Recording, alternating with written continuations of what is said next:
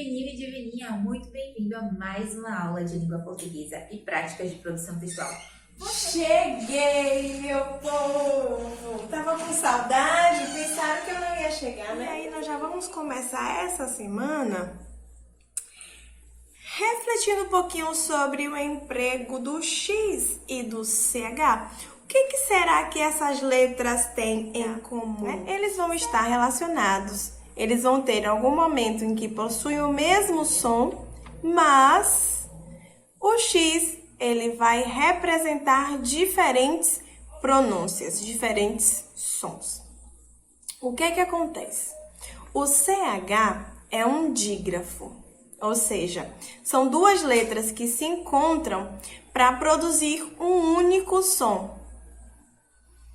O X é uma letra comum do nosso alfabeto que possui, vários sons. Ele vai ser concorrente de outra letra que vai produzir esse mesmo som. Enquanto o CH só produz um único som, o som X, né? O mesmo som que da letra X, como na palavra encher e chuva. Então, sempre que aparecer o CH, você já sabe, tem um som X, não vai mudar. E o X vão possuir quantos sons? Vários. Ele vai possuir o som de X mesmo, como na palavra caixa.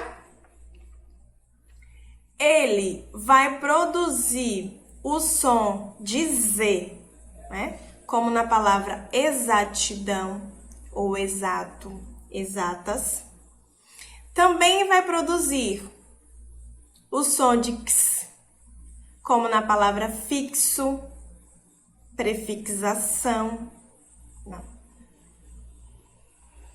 Ele vai ter o som de S, como estando no final da sílaba, né? Explicar, extenso.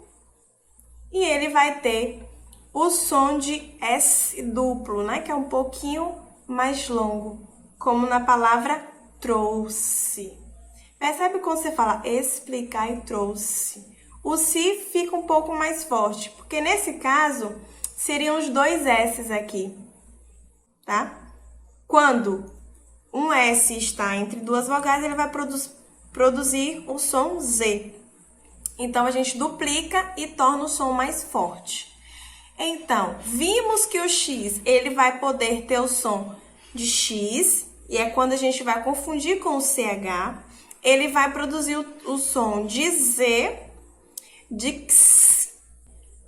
Vai produzir o som de um S só, como se estivesse no final da sílaba, e vai produzir também o som de dois S's, como se estivesse no meio da sílaba, né?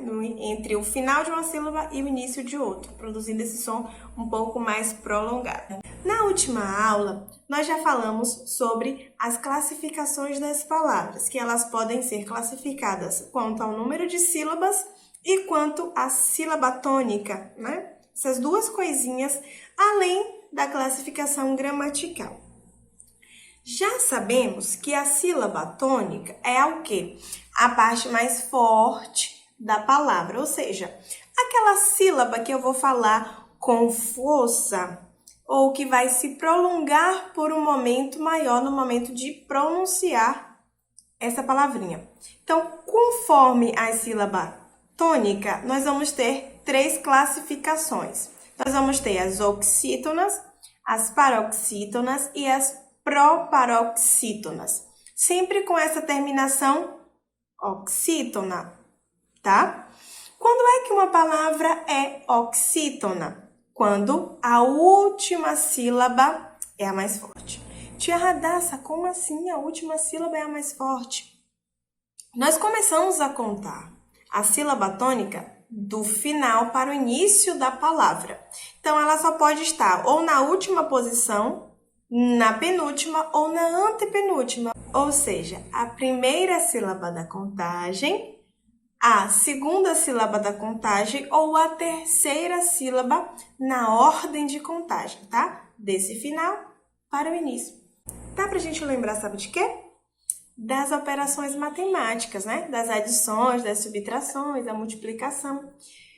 Nós sempre vamos começar essas continhas do último número para o começo. Então, a gente vai seguir essa regra daí da matemática, tá certo? Então, quais palavras são oxítonas? Temos alguns exemplos. Boné, ó, o né é mais forte. Amor, o mor é mais forte. Sofá e cantar. A sílaba mais forte aqui está sendo a última. Observaram que algumas dessas palavras estarão acentuadas e outras não? Pois bem, sempre que tiver a acentuação, a gente já vai ficar mais alerta para aquela palavra, para a classificação. Vai tornar mais fácil a interpretação dessa sílaba tônica. Em alguns casos, não. O que é que eu tenho que fazer para descobrir? Pronunciar essa palavra com calma, pausadamente, ou há um outro macete. Você pode pensar que essa palavra é uma pessoa que está longe, você vai chamá-la. Por exemplo, a palavra boné. Vamos imaginar que é uma pessoa que está do outro lado da rua e você quer muito falar com ela. Boné! Perceberam que o né foi a sílaba que você mais prolongou? Essa foi a sílaba tônica. Maracujá. Maracujá! Perceberam que a que mais se prolonga é a que é a tônica. Ou você pode ir por um outro caminho. Pronunciar com mais calma. Maracujá. Deu para perceber também. Então, dessas duas formas, você escolhe a que é mais fácil, mais tranquilo, mais interessante para você. Além das oxítonas, nós temos as paroxítonas, né?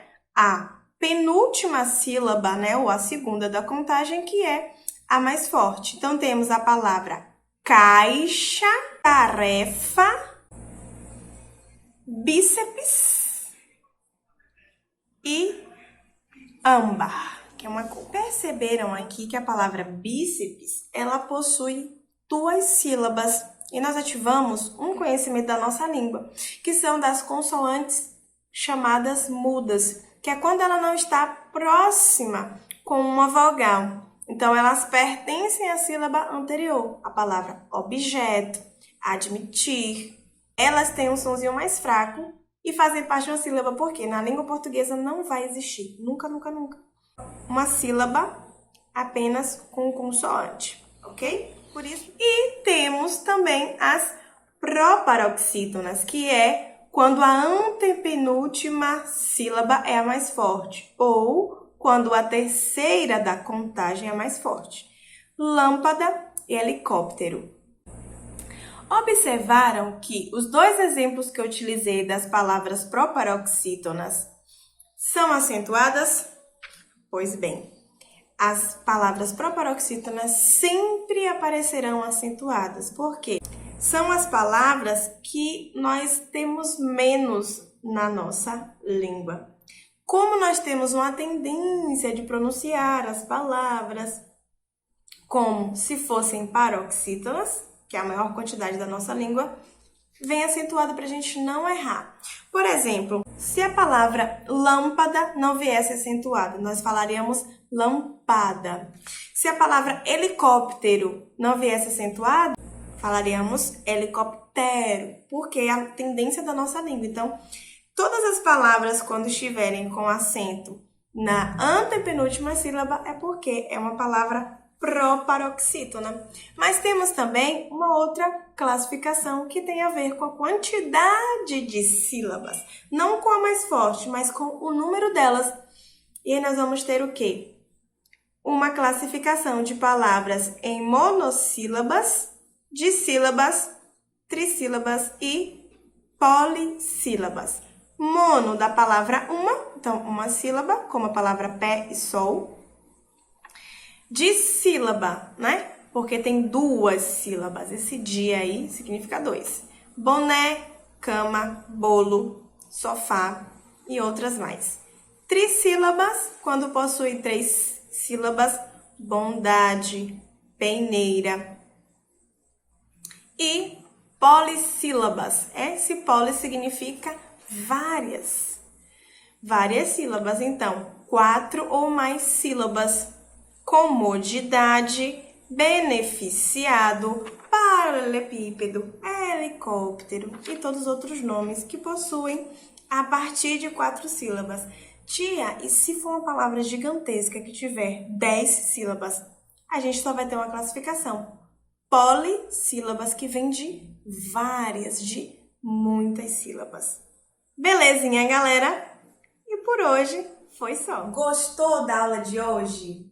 Guardou todas as informações na cachola? Anotou os pontos mais importantes? As principais curiosidades? Pois bem, a gente vai falar sobre essas suas curiosidades, dúvidas e muito mais na nossa aula online. Até lá!